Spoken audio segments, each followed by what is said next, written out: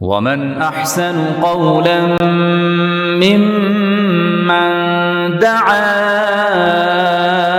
إلى الله وعمل صالحا وقال إنني من المسلمين. Assalamu alaikum wa rahmatullahi wa barakatuh.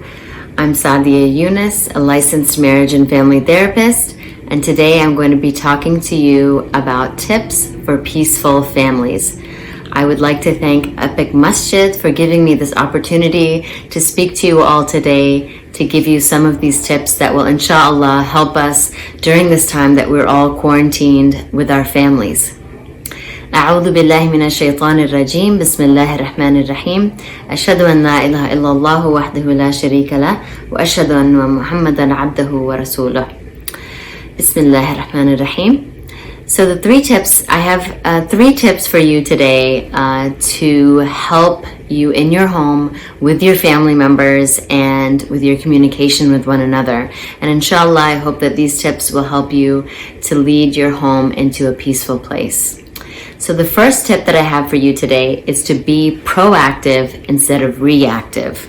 And this is a very essential one because as parents, we don't want to be reactive constantly to our children. And then as spouses, we don't want to be reactive to our spouse because what that does is it doesn't give us the time and the place to really think before we speak, right? Or think before we act. We're just reacting based on what the other person is saying, based on our own stress and worry during the current situation, our own fear that we're going through.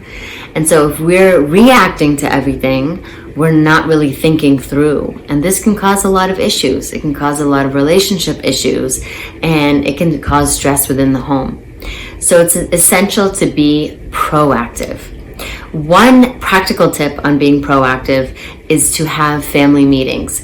And it really is about sitting together as a family and talking about what we can do to improve as a family. And this is being proactive. We sit together and we really discuss, okay, how is our communication? Are we listening to each other? Are we hearing each other out?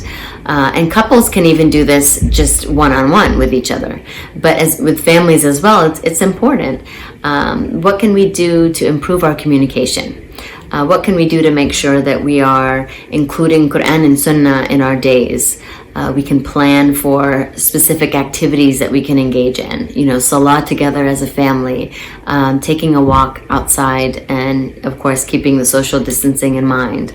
But it's all about opening those doors of communication and really working on it together instead of just one person saying, okay, this is what we're going to do together as a family. It's really allowing space for the entire family to sit down and have a say. You know, even the younger kids, what do you think we should do this week? Or what do you think we should do today? And it really gives them that space to feel empowered and to feel like they can communicate their thoughts and dreams and what they want the family to look like. And it really puts an emphasis on emotions. You can really point out emotions as far as like what is everybody feeling today, and keeping an eye on the energy within the home. You know, energy is contagious as well. We can have that negative energy that's bringing everybody down, or that positive energy. And so we want to uplift that positive energy within the home. And we can even think and remind each other of the stories of Sahaba radiyallahu anhum ajma'in and the Prophet sallallahu alaihi wasallam. And when we think of the Prophet sallallahu alaihi wasallam being one who would always smile at the people, and he would make everyone feel as if they were the most beloved to him. And so these are some of the things that we can talk about as a family and to really incorporate into our home. Of course, everybody's stressed and worried, but if we're putting in that effort to be kind and to uplift the positive energy by being proactive instead of reactive, that will bring some peace into the home, inshallah. The second point is, if you can predict it, you can prevent it. If you can predict it, you can prevent it. So oftentimes as a family, we can predict an interaction. we can predict that if I tell my son to get off the video games, he's going to say just a minute, or he might not even respond, or he'll continue to play. So if I can predict that, then I can prevent it. And so this can also help with the family meeting, and it goes along with being proactive, is to really setting those expectations within the family. So being able to say, okay, hey everyone, we want to make sure that we have a peaceful way of, when the parents are saying, please do this, that the kids are following along. How can we do that? So coming up with those solutions together. But what I always recommend to families is to say that you will tell the child one time, for example, please get off the screens. You'll give them one reminder, and tell them, this is your one reminder, please get off screens. And then if they don't listen after that one reminder, then there's consequences. Then there's, where you'll put something in place as far as a consequence is concerned. And so this is just an example about a way that if you can predict it, you can prevent it. If you can predict that your child is going to be more tired in the afternoon or the evening time, then you can try to make sure that they're getting that nap at a certain time, or you're making sure everybody's sleeping on time, whatever else it is. So it's really looking ahead as a family, whether you're the father, the mother, the kids, grandparents. It's really about being able to look ahead and to see, is there something that we can predict will happen? An argument, a bad mood, or is there something that we can try to prevent? So it's a deeper understanding of each other and a deeper understanding of the dynamics within the home. And then the third point is connect, then redirect. And this is an essential tip, and it comes from Dr. Dan Siegel, and I definitely recommend his books for families, particularly parents. So Dr. Dan Siegel, he talks about particularly relating from parents to children, but we can always do this with from spouse to spouse and family members and friends all around, is to connect, then redirect. So what this is, a child, a teen, or a spouse, anybody may come to you and say, I'm really frustrated about this situation. Like, it's really upsetting. And our inclination may be like, subhanAllah, we're so blessed though. We have to look at our blessings. And definitely we do. But what we're doing in that moment, it may be invalidating their feelings. And this can create frustration. It can create distance. They may not want to express their worries and concerns. So it's essential to connect first. And the strategy that he gives, or the way to go about that, is to validate the person in that moment and connect with their, the emotional part of the brain. So it's connecting with that, and to be able to say, yeah, you know what? It is really frustrating during this time. I'm frustrated too.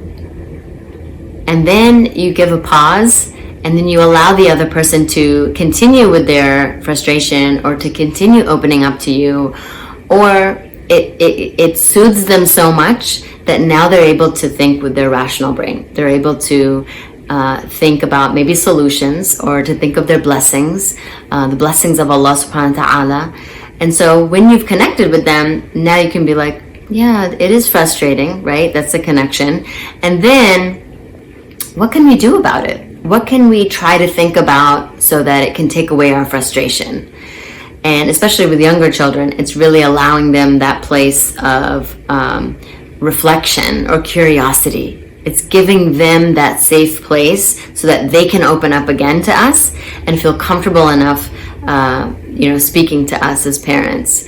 And even with spouses, right? It's with each other, giving each other that safe, comforting place so that we can express our worries and stress with each other and feel that the other person is listening and the other person is offering support. So then we can move together into thinking mode, to be like, what if we think about Allah subhanahu wa ta'ala's blessings during this time? What can we think about that we're grateful to Allah subhanahu wa ta'ala? And some practical tip with that is to create a gratitude list. And research studies have shown that thinking in the morning and the evening about what you're grateful for, like even writing down 5 things that you're grateful for, increases happiness. And that's definitely what we all need in our families and in ourselves. So let's inshallah add this to our families as well, is we can write down a gratitude list of 5 things in the morning that we're grateful for, 5 things in the evening that we're grateful for, and inshallah this will be a buffer during these difficult times, and it will help us through them. So I hope inshallah these 3 tips were helpful for you. I'll go over them again. Be proactive instead of reactive. The second one is, if you can predict it, you can prevent it. And the third one being connect, then redirect. And so inshallah, following these 3 tips, it'll give us peace in our homes, and we ask Allah subhanahu wa ta'ala to continue to help us through the situation and to answer all of our du'as for peace and safety and security for everyone, inshallah.